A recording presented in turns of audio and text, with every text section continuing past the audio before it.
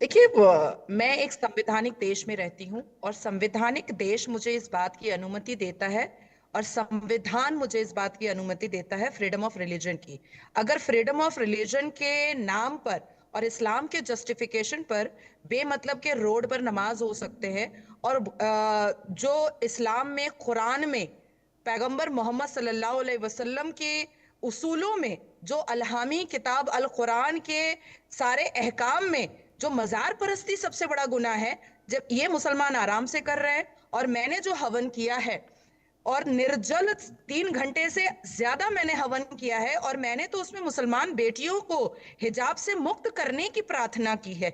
मैंने तो नए वर्ष के लिए संकल्प लिया है कि हमारी बेटियां एक ऐसे झूठे इस्लामिक रिचुअल की वजह से हिजाब नुमा एक टेंट में फंसी हुई हैं और इस्लाम की झूठी बेड़ियों में जकड़ी हुई हैं, जिससे बाहर निकालना होगा। 2026 में हिजाब मुक्त भारत करना होगा। हमारे अल कुरान में हिजाब का जिक्र कहीं पर भी नहीं है। सूरह अल नूर में जिल्बाब का जिक्र है, और जिल्बाब का मतलब होता है, जिल्बाब अरबी का लफ्ज है और उसका अर्थ निकलता है लूजर आउटफिट। ये जो शक्ल छुपा करके, ये जो अपनी आइडेंटिफिकेशन को छुपाने का काम किया जा रहा है, हमारी शक्ल हमारी पहचान है, फॉर गॉड सेक। हमारी शक्ल ही हमारी पहचान है। और जब हम पासपोर्ट बनाने जाते हैं तब हम अपना हिजाब उठाते हैं, जब हम वोटर आईडी कार्ड बनाने जाते हैं तो हिजाब उठाते हैं। मुसलमान बेटियां जब जज बनती हैं तो वो इजलास में तो पर्दा डाल करके नहीं बैठती हैं। मुसलमान बेटियां जब प्लेन उड़ाती हैं तो वो तो अपने चेहरे पर पर्दा डाल करके नहीं बैठती हैं। तो मुझे लगता है कि ये जो झूठा इस्लामिक रिचुअल जो बनाया गया है जोर जबरदस्ती का, इसको खत्म करके जितने भी झूठे और फैब्रिकेट इस्लामिक रिचुअल हैं उसको भी खत्म करना बहुत जरूरी है। अगर नाजिया का हवन करना मुसलमानों को और इस्लामिक स्कॉलर को इतना बुरा लग रहा है, तो नाजिया को भी, क्योंकि मैं प्रैक्टिसिंग मुस्लिम हूं, और नाजिया को भी बुरा लग रहा है कि ये लोग मजार परस्ती क्यों कर रहे हैं। इसका मतलब है कि पैगंबर मोहम्मद सल्लल्लाहु अलैहि वसल्लम की बातों के की मुखालफत कर रहे हैं। पैगंबर मोहम्मद सल्लल्लाहु अलैहि वसल्लम के मजार जो उनका जो कब्रिस्तान है वो आज तक मिट्टी का है। लेकिन ये जिस तरीके से अजमेर में मजार शरीफ चल रहा है, जिस तरीके से निजामुद्दीन औलिया चल रहा है, ये कहां से इतना इंटीरियर का पैसा भी आ रहा है, और क्यों ये कुरान के खिलाफ ये मजार परस्ती की जा रही है। तीसरी बात मैं आपको बताना चाहती हूँ कि हमारा कुरान हमें फिरका की इजाजत नहीं देता है। बार बार अल्लाह सुभान ने बताया अल कुरान के माध्यम से कि कभी भी मुसलमानों को फिरके में नहीं बंटना है। आज 72 फिरका कहां से आ गया? कौन पैगंबर बनाया है 72 फिरका? क्या कोई मुझे बताए कि जिस जमीन पर मक्का मुअज्जमा मदीना मुनव्वरा है, क्या वहां पर कोई मजारे हैं? यहाँ मजार हो रहा है, यहाँ 72 फिरका हो रहा है। पैगंबर मोहम्मद गारे हिरा में नमाज पढ़ते थे। पैगंबर मोहम्मद के उसूल में है, सुन्नत रसूल में है कि अगर आपकी इबादत से किसी को तकलीफ हो तो ऐसी इबादत जायज नहीं होगी। आप रोड पर नमाज पढ़ते, बच्चे स्कूल में ट्रैफिक में खड़े रहते हैं, आप कर क्या रहे हैं? मेरा हवन करना चुभ रहा है और इनका नंगा नाच किसी को नहीं चुभ रहा है क्या? मुझे तो चुभ रहा है, मैं तो बोलूंगी भाई। और फतवा इज अ सजेशन, मैंने फतवा मांगा नहीं है। तो किसी इस्लामिक स्कॉलर या किसी मुल्ला मौलवी को बेगानी शादी में अब्दुल्ला दीवाना बनने की जरूरत भी नहीं है। और अगर कोई फतवा जारी किया तो कॉलर पकड़ करके खींच के ले जाऊंगी सीधा सऊदी अरबिया। ठीक है, आपने तमाम बड़ी बातें कही हैं। मोहम्मद उस्मान जी, आपने सुना नाजिया जी को। अगर वो चाहती है यज्ञ करना, अगर वो चाहती है कि वो पूजा करे, तो इसमें आपत्ति क्यों है? क्या आपत्ति है उस्मान जी?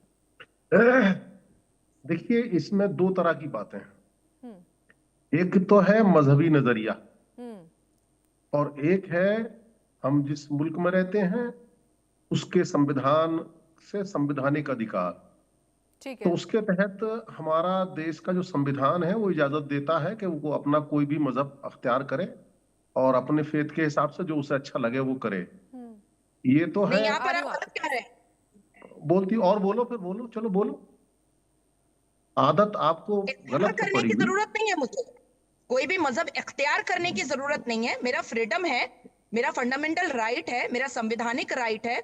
संविधान के चैप्टर 3 के आर्टिकल 13 से लेकर के 28 तक में कि मैं जाकर के नमाज भी पढ़ सकती हूँ, मैं यज्ञ भी कर सकती हूँ। इसके लिए मुझे किसी धर्म में कन्वर्ट होने की जरूरत नहीं है या इख्तियार करने की जरूरत नहीं है। तो आपने गलत वर्ड इस्तेमाल किया है, इख्तियार का।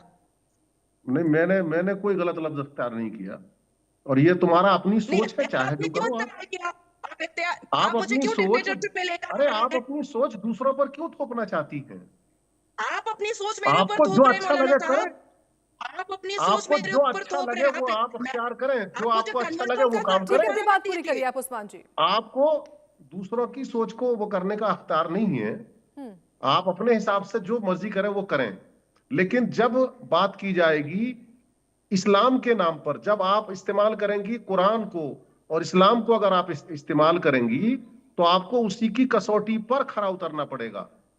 और वो आपको कहीं ये इजाजत नहीं देता कि आप मूर्ति पूजा करें। आपको इस्लाम कहीं इजाजत नहीं देता, आपको कुरान कहीं इजाजत नहीं देता कि आप मूर्ति पूजा करेंगी। रही बात, आपने बहुत सारी चीजों का जिक्र किया कि फला जगह ये होता है, ये होता है, मजार पर ये होता है।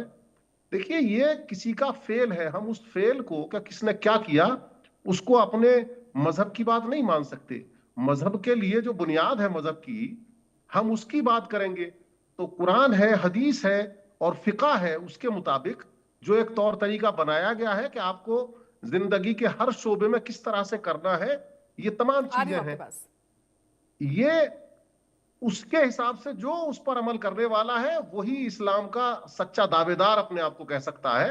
और अगर वो उन चीजों को छोड़ रहा है, उसका अमल अगर कुरान के, हदीस के, फिका के मुताबिक नहीं है, तो वो अपने आप को ये नहीं कह सकता कि मैं इस्लाम में दाखिल हूं और मैं मुसलमान हूं। मुसलमान होने के लिए उसे हर हालत में अल्लाह के आगे और रसूल अल्लाह के हुक्म के आगे उसको सरेंडर करना पड़ेगा। हर हालत में उसे सरेंडर करना पड़ेगा। और वो अगर उस सब चीज से अलग जाता है, उसकी मुखालफत करता है, उसका अगर वो बागी होता है, तो वो मुर्तद है, वो इस्लाम में रहता ही नहीं। अब कोई भी है तो अगर किसी दूसरे से, किसी दूसरे के उसके बारे में अगर पूछा जाएगा कि उसने क्या तरीका अख्तियार किया है, तो वो उन सरकमस्टांसिस के हिसाब से बताएगा। लेकिन असली चीज तो जो जिसने किया है वो समझे। अरे भाई, आपने क्या किया है उसके बारे में तो आप अपनी राय सबसे बेहतर रख सकती हैं कि मैंने ये काम किया, ये छोड़ा है, मेरी ये नियत है, फला काम में ये नियत है। आपको दूसरों पर उंगली उठाने की जरूरत नहीं है और कोई दूसरा आप पर उंगली नहीं उठाएगा। बड़ी सीधी सी बात है। निजी फेथ है और यकीनन ये जाती तौर पर ही विश्वास और यकीन का मामला है। और मजहब यकीनन बिल्कुल जाती तौर पर इस्तेमाल करने की चीज है और मानने की चीज है। ठीक है। जो इसमें दाखिल होगा वो उसके हिसाब से अमल करने की बात करेगा, और जो इसमें नहीं रहना चाहता हाँ। वो उसके लिए आजादी है। लेकिन एक फर्क यहां बुनियादी है। इस्लाम में बाहर से अगर कोई व्यक्ति दाखिल किया जाता है तो उस पर जबरदस्ती करने का बिल्कुल हक नहीं है। लेकिन अगर कोई इस्लाम के अंदर है तो हालात बदल जाते हैं। उसे हर हालत में, अगर वो इस्लाम में रहना चाहता है तो इस्लाम के कवानीन उसे हर हालत में मानने ठीक है। आप जो बात कह रहे हैं उसका मैं जवाब लेती हूँ नाज़िया जी। देखिए, उस्मान जी दो बातें कह रहे हैं। पहला ये कि आपकी ये निजी फेथ है, आपकी खुद का विश्वास, अगर आप चाहती हैं हिंदू धर्म के रीति रिवाजों को फॉलो करना तो ये आपकी खुद की मर्जी। दूसरी बात तरफ वो ये भी कह रहे हैं कि अगर आप पूजा करती हैं, यज्ञ करती हैं, तो आप सच्ची मुसलमान नहीं कहलाएंगी। जवाब आपका। एपीजे अब्दुल कलाम साहब हमेशा अपनी स्पीच के दौरान में श्रीमद् भगवत गीता के श्लोक पढ़ा करते थे। क्या वो मुसलमान नहीं थे? नहीं थे क्या? अब आती है दूसरी बात कि इस्लामिक स्कॉलर हैं ये, सुन्नत रसूल की इन्होंने दाढ़ी रखी हुई है, सर पे फर की टोपी पहना हुआ है, इन्होंने शेरवानी टाइप का भी कुछ पहने हुए हैं, पर इनके जुबान से एक शब्द नहीं निकला कि जो मजार परस्ती कर रहे हैं वो आका पैगंबर मोहम्मद के खिलाफ